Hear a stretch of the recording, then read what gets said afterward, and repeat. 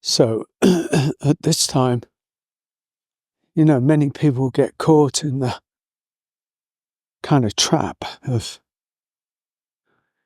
wishful thinking. So wishes for the new year. I wish this and I wish this, and they set their sights on this, wish fulfillment. And while it's a kind of noble endeavour in some ways,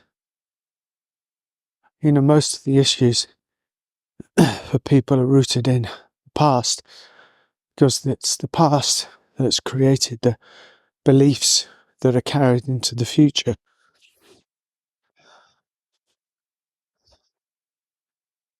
The beliefs about yourself, they don't just arise from nowhere.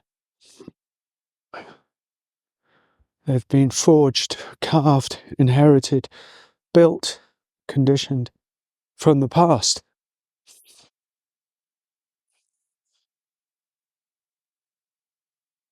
That's why most of these things, these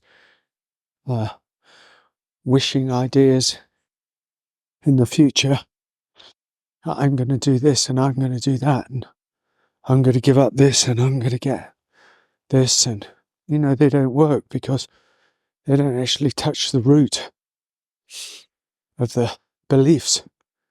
Because if the belief says, let's say, I'm not worthy of something, or it's a real negative viewpoint that is being carried around of the self, of unworthiness or lack, because lack was inherited and conditioned and drummed into the self in childhood or through conditioning. Then no amount of wishful thinking, no amount of positive thinking is going to actually break through that ultimately. It certainly might for a while, but ultimately it's destined to kind of fall and fail or be tripped up and triggered. I know this, I remember all this for myself. So what I'm saying here, quickly, really, because it's too cold to loiter, is don't just look into the future. Deal with the beliefs that have been carried in the past, from the past. Find out what they are. That's an ever-deepening journey, because beliefs are the foundation of us. What we believe, where we get our beliefs from, what we're building from these beliefs. Because if there's negative programming in there, then it's going to come out and it's going to influence behavior, right? It has to. Belief influences behavior so much of the time.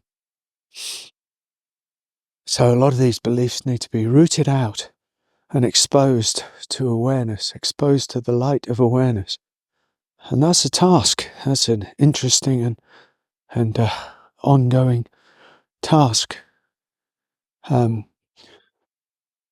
not saying replace them, replace one belief with another belief. I'm saying expose beliefs to the clear light of awareness. And then come from a more quantum place, a place of infinite possibilities, a place of openness, a place of service, if you like, a place of almost no agenda for the self. These things are deep. They get to the heart of us. Exposing beliefs. What do I really believe about myself and about the world? What are my core beliefs that I'm carrying around secretly, quietly, that even I can't see? That's the inquiry. Very valuable inquiry. I recommend it.